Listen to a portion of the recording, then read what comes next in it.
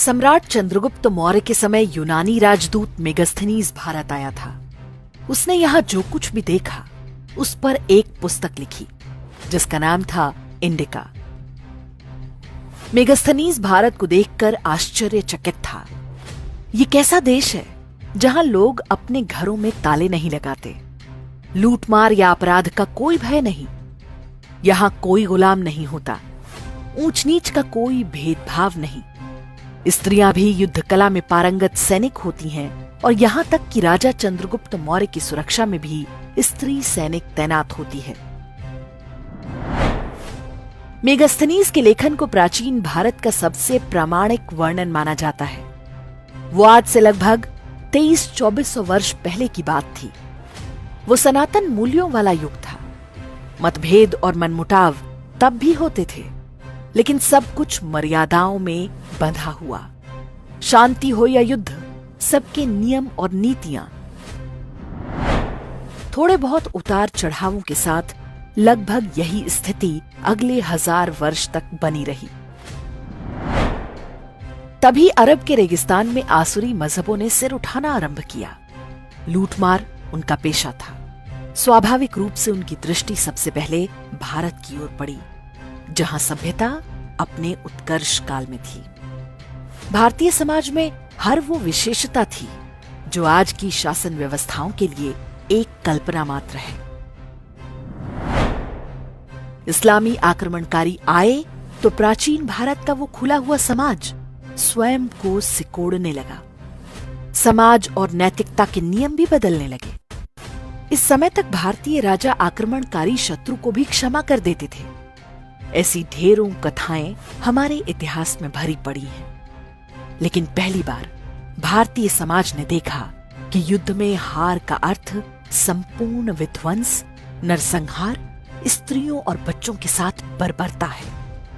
परिणाम, घरों पर ताले लगने लगे, महिलाएं पर्दे और घर की चार दीवारी में बंद की जाने लगी। स्त्रियों को विधर्मी असुरों से बचाना समाज की प्राथमिकता बन गई। संक्रमण के उस काल में समाज ऊंच नीच, भेदभाव जैसी कई अन्य बीमारियों की भी चपेट में आ गया। मेगास्थनीज ने जैसा भारत देखा था वो 1000 वर्ष की परतंत्रता में बुरी तरह से छिन्न भिन्न हो गया। जिन अब्राहमिक शक्तियों ने हमें इस स्थिति में पहुंचाया, अब वही बताने लगे कि भारत में महिलाओं को घूंघट में रखा जाता है। महिलाओं को घर से बाहर जाने की स्वतंत्रता नहीं होती, महिलाओं के साथ बराबरी का व्यवहार नहीं होता और बेटियों को पैदा होते ही मार दिया जाता है। जिन आक्रमणकारियों के कारण हमारे समाज में विकृतियां आईं, अब वो ही हमें कलंकित करने का प्रयास करने लगे। पहले अंग्रेजों ने यह काम किया।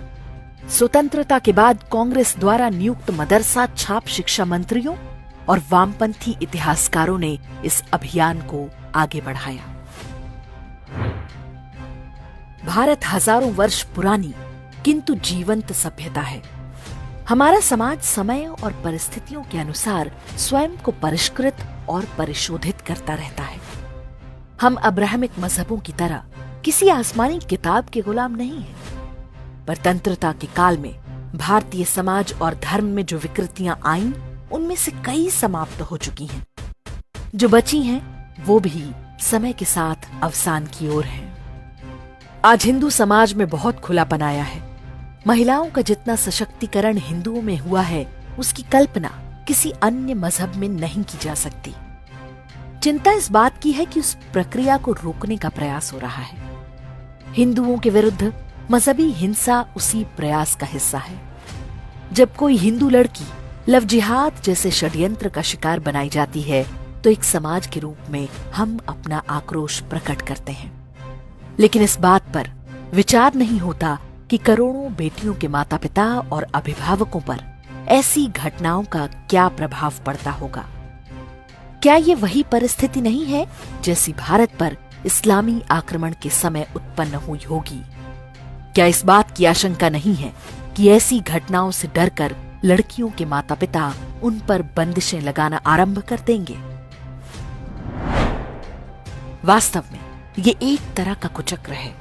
हिंदू समाज ने बीते वर्षों में जो सामाजिक रूढ़ियां तोड़ी हैं, उन्हें फिर से हम पर थोपने का प्रयास किया जा रहा है। वो चाहते हैं कि भारतीय समाज मानसिक रूप से कभी स्वतंत्र ना होने पाए। हिंदू स्त्रियों के विरुद्ध संगठित अपराध इसी उद्देश्य से हो रहे हैं।